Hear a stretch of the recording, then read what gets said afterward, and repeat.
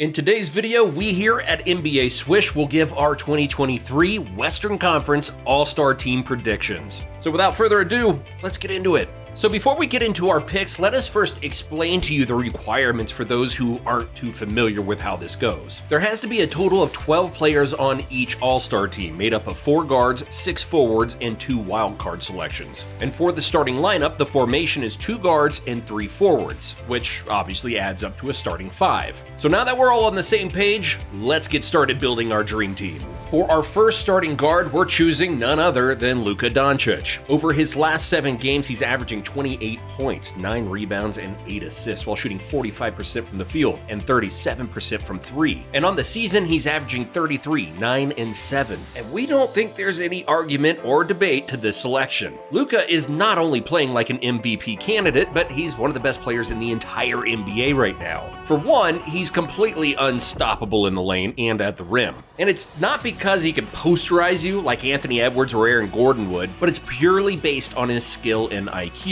When he drives to the rim, you don't know what he's going to do. He can take it all the way up to the hoop and draw a foul, he can throw a flashy pass out to a shooter or dump it low to a dunker. Or hell, put out his Luka magic and tear you apart in the mid-range. And one-on-one, there's no defender who can stop him. And sure, you have great wing defenders like Andrew Wiggins, Jason Tatum, Jimmy Butler, and Dillon Brooks who can give him a hard time, but when you're as smart and skilled as Luka is, it's only a matter of time until he finds out a way to overcome even the best defenders. And even if he does have an off night, his playmaking and facilitating for others will always be a factor. He's one of the best passers in the NBA, so double teaming him might not always be the right solution. He can easily find that open man. And while he is a little streaky from 3, in no way is he a bad or even just average 3-point shooter. And yes, his 3-point percentages on the season might say that, but he's a better shooter from 3 than his numbers show right now. And we dare you to find a defender who would leave him wide open from behind the arc.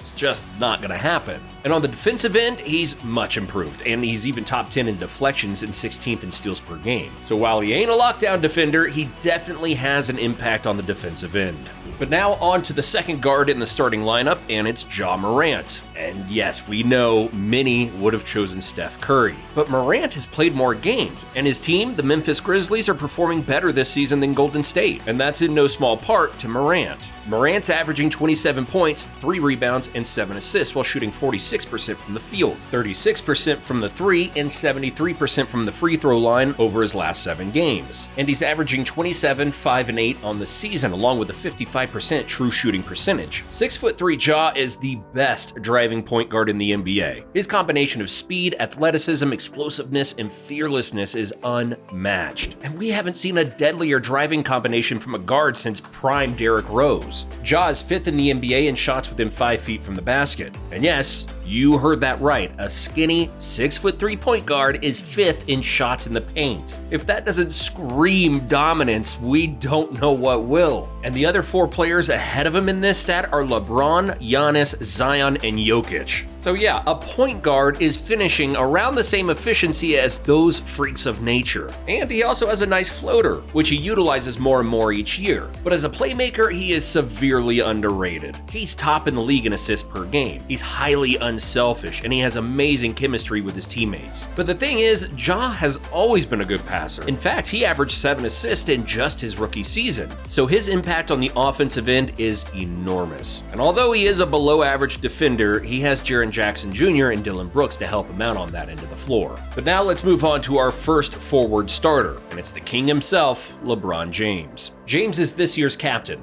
and for good reason. He's averaging 32, 9, and 8 over his last 7 games at 38 years old. And honestly, we've run out of words to describe his greatness this late in his career. Just truly remarkable. He's still one of the best drivers in the NBA, and he might just be the best driver and finisher in the NBA outside of Giannis. And of course, he's passing the ball at an elite level as always looking to get his teammates involved. And the fact that he's averaging over 7 assists while playing for a very bad 3-point shooting team just shows how great of a passer he really is. But That's not really a surprise at all, is it? And he's still a plus defender. While he isn't a great one anymore, he's still averaging 1 steal and nearly 1 block per game. And he's a solid post defender and perimeter defender as long as he doesn't defend smaller and quicker guards. Now on to the second starting forward for the Western Conference All-Star team. But before we do, let's just do a quick little recap on the lineup thus far. The 2 starting guards are Luka and Ja Morant, and the starting forward is LeBron James. But now let's announce the second starting forward, Zion Williamson. Williamson is arguably the most dominant player in the NBA when it comes to physicality. The 22-year-old kid has strength, size, athleticism, and speed that we have never seen before from someone his size. He's averaging 28, 6, and 4 over his last 7 games with a ridiculous true shooting percentage of 65% on the season. He's unstoppable in the post, and that's why he's ranked number 1 in shots within 5 feet from the basket, shooting 67% on 13 attempts per game.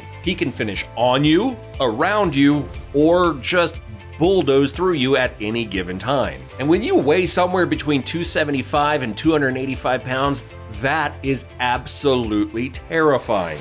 And he's a pretty solid playmaker and defender as well, which just skyrockets his value. And now on to the last starter for the Western Conference All-Stars, a potential 3-time MVP, Nikola Jokic. The Joker is averaging 23, 12, and 12 over his last 7 games, and he's averaging 25, 11, and 10 on the season, which are just amazing stats. The 27-year-old 2-time reigning MVP is on his way to winning potentially his 3rd, and while he has a lot of competition, we think he isn't sweating it too much right now. His numbers and his impact on his team's success is second to none. It's literally the definition of being the most valuable player on the court. The 7-foot center is 3rd in the NBA in assists per game, while being 1st in the NBA in triple-doubles and 2nd in the NBA in double-doubles. And not to mention, he's 8th in the NBA in rebounds. So yeah, there isn't any other player who can do what he does. He can shoot, post up, pass, run the paint, shoot free throws, and defend at a decent level.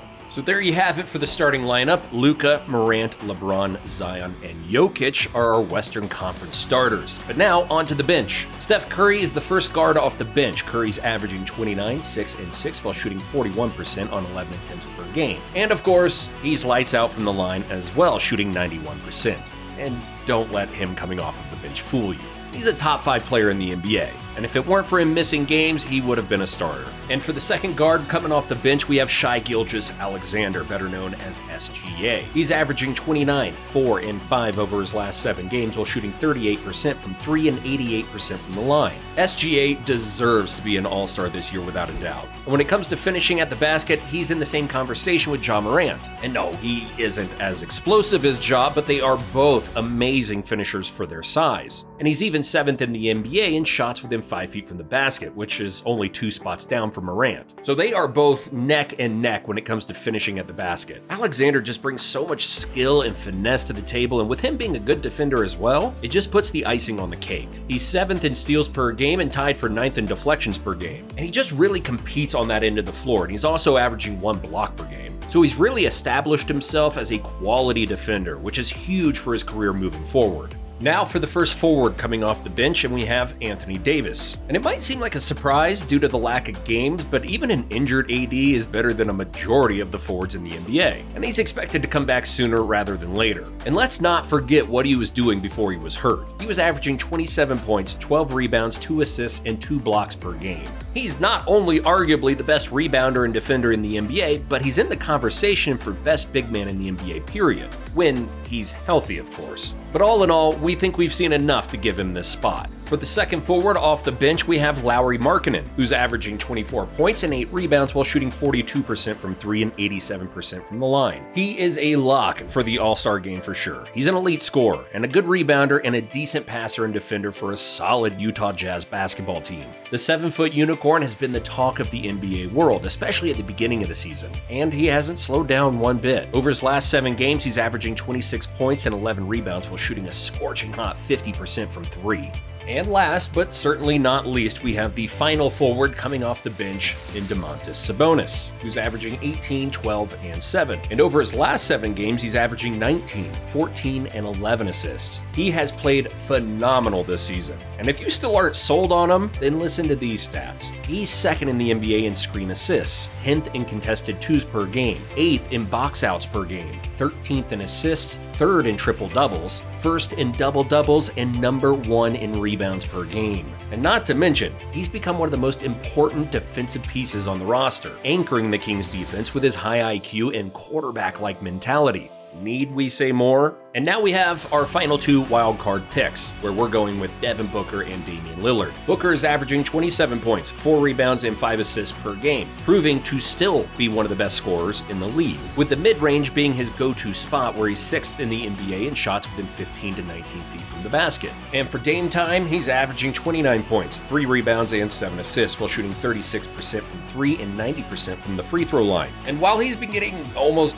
zero attention from the media this season, he is still balling out, although for the underwhelming Portland Trail Blazers. But there you have it for our Western Conference All-Star predictions. And before we leave, here are a few honorable mentions who just missed the cut. Aaron Gordon from the Denver Nuggets, Paul George from the Los Angeles Clippers, De'Aaron Fox from the Sacramento Kings, and Anthony Edwards from the Minnesota Timberwolves. Thanks for watching, and we'll see you in the next one.